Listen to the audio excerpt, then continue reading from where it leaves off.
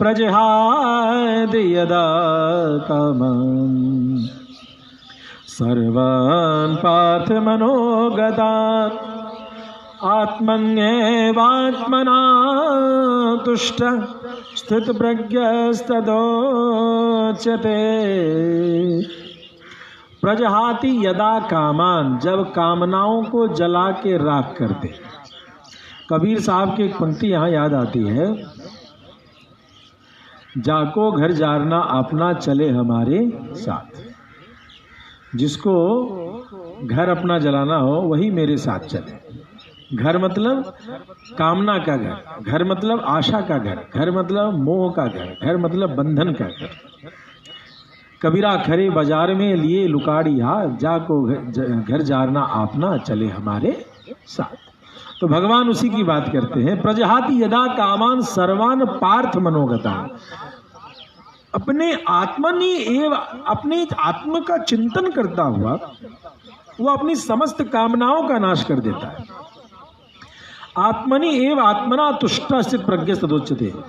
आत्मा से ही आत्मा को संतुष्ट करता। आत्मनि यानी आत्मा में, आत्मना आत्मा के द्वारा, आत्मा के द्वारा आत्मा को आत्मा में बैठा करके स्थित प्रज्ञ सदोच्यते। जो ऐसा रहता हो उसी को स्थित प्रज्ञ या योगस्थ पुरुष कहना चाहिए। रामानुज स्वामी जी इस पर विवेचना करते हैं। आत्मनि एव आत्मना मनसा आत्मा एक अवलंबनेन तुष्टः। एकमात्र आत्मा का ही अवलंबन करके मन से एकमात्र आत्मा के ही आधार पर आत्मा का ही चिंतन करता हुआ वह आत्मा में ही संतुष्ट रहता हो। सर्वान मनोगतान कामान यदा प्रकर्षेण जहाति। और मन में बाकी अन्य जितने भी कामना आ रहे हैं, यानी एक बात आत्मा के अनुसंधान के सिवा, मोक्ष की प्राप्ति के सिवा, भगवत भक्ति के सिवा यदि कोई और दूसरी कामना आ रही है तो प्रकर्षेण जहाति, उसको नष्ट करे। तदा अयम स्थित प्रज्ञ इति उच्यते। ज्ञान निष्ठा काष्ठा अयम। ज्ञान निष्ठा काष्ठा मतलब ज्ञान की पराकाष्ठा यही है कि उसे और कुछ में ध्यान ही न रहे। जैसे अनंतरम ज्ञान निष्ठा अर्वाचीना अदूर विप्रकृष्टा अवस्था उच्यते। इसके बाद अब ज्ञान निष्ठ पुरुष की इससे इधर की स्थिति, जो अंतिम स्थिति के समीप की अवस्था है, कही जाती है। देखिए, इसको ध्यान देना पड़ेगा कि ज्ञान की पराकाष्ठा, ज्ञान निष्ठा काष्ठा के रूप में यह बताया गया कि वो मन से मात्र अपने मोक्ष की चिंतन करे, किसी और चीज की चिंतन न करे। वो हंसे तो मोक्ष के लिए, वो रोए तो मोक्ष के लिए, वो नाचे तो मोक्ष के लिए, वो परिवार का भरण पोषण करे तो मोक्ष के लिए, इस भाव पे पहुंचे। तो ये कहने में तो बड़ा अद्भुत सा लगता है, लेकिन यदि श्री रामचरितमानस इतना सुंदर ग्रंथ है, उसको भी देखेंगे तो अंत में बाबा तुलसी लिखते हैं, कामी ही नारी पियारी जिमी, लोभ ही प्रिय जिमी दाम, तिमि रघुनाथ निरंतर प्रिय लागहु मोहि राम। अर्थात एक कामी जैसे कोई लंपट आदमी को स्त्री दिखती है, या लोभी को जैसे पैसा दिखता है, तो लोभी के साथ आप रहिएगा तो हर समय धंधे की बात करेगा। अरे यार, इसको ऐसे कर देना है, उसको ऐसे कर देना, 2 रुपया आ जाएगा, उसको ऐसे कर देना है, उसको ऐसे करना, 2 रुपया।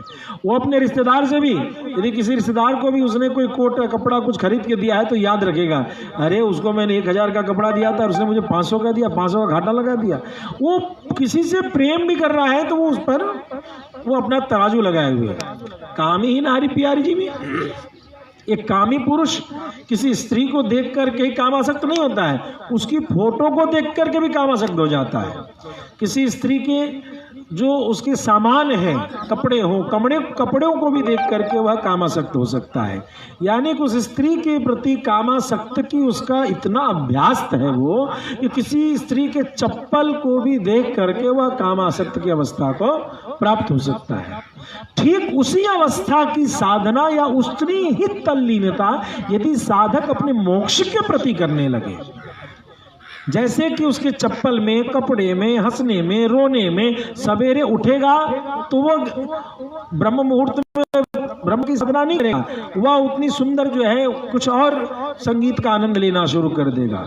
तो उसी प्रवीणता की चर्चा करते हैं, उस जो वह डूबने की अवस्था है कि उसे कुछ और याद नहीं रहता, सूरज में, चांद में, तारों में, हर जगह वो वही कल्पना कर रहा है, अपनी प्रेमिका की ही कल्पना कर रहा है, या उसी अवस्था की बात यहाँ की जा रही है कि उसी प्रकार से मन को आत्मा में इस प्रकार से डाल देवे, मोक्ष की इतनी मुमुक्षु अवस्था हो कि वह हंसे तो मोक्ष के लिए, वह रोए तो मोक्ष के लिए, वह जो कुछ भी कर रहा हो मोक्ष के लिए। और इसके उदाहरण कौन है? तो माता शबरी झाड़ू मारी तो मोक्ष के लिए। भैया शबरी क्या कर रही है? हजारों का दाने का तुलसी माला नहीं है उनके पास, उनके पास क्या है? 50 सीख की झाड़ू है।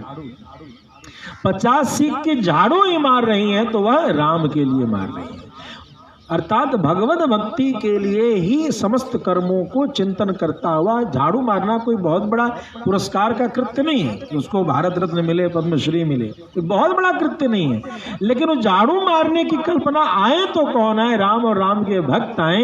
यही उपासना पर भगवान रीझ करके स्वयं पहुंच जा रहे हैं। आगे के श्लोक में भगवान कहते हैं